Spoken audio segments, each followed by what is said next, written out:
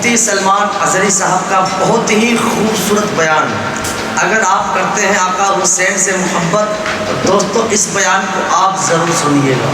آپ کو پتا ہے جب امام حسین کا سر لے کر نیزے میں ڈال کر دمشق میں آیا تھا جلوس, خاندان رسول کی بیویاں بھی اس جلوس میں تھیں.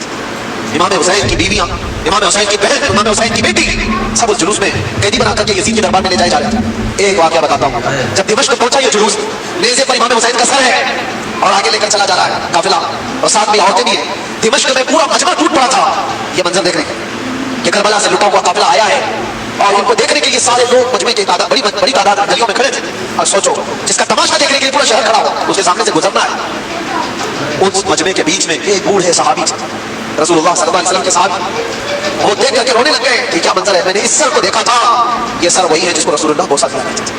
میرے آقا اپنی زبان ان کے منہ میں دیتے تھے, امام حسین کو اپنا لعاب چساتے تھے. وہ صحابی دیکھ کر کے دوڑتے ہوئے مجمع میں آئے.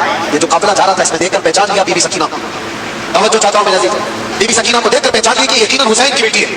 قریب آئے, ہچکیاں بن گئی, کہا بچی ہماری زندگیاں قربان تمہارے گھرانے پر, ہم کچھ نہیں کر سکے, ظالموں کی حکومت نے تمہارے بابا کو شہید کر دیا. بچی بتاؤ میں ملک شام میں دمشق میں رہتا ہوں, کوئی حاجت ہو تو مجھے بتاؤ. اس موقع پر جو بھوکے اور پیاسے قیدی آئے وہ اپنی حاجت کیا نہیں کر سکتے تھے. آپ نانا جان کے صحابی ہیں. سکینہ نے پوچھا, انہوں نے کہا ہاں بیٹی میں رسول اللہ کا غلام صحابی, کچھ حاجت ہو تو بتاؤ. بی بی سکینہ نے کیا حاجت مانگی تھی وہ میں میسج دینا چاہتا ہوں. کہا کہ میرے نانا جان کے صحابی, یہ میرے بابا کا جو سر نیزے پر لے جایا جا رہا ہے, اس سر کو تھوڑا آگے بڑھا دیا جائے, آگے لے کر کے جائیں.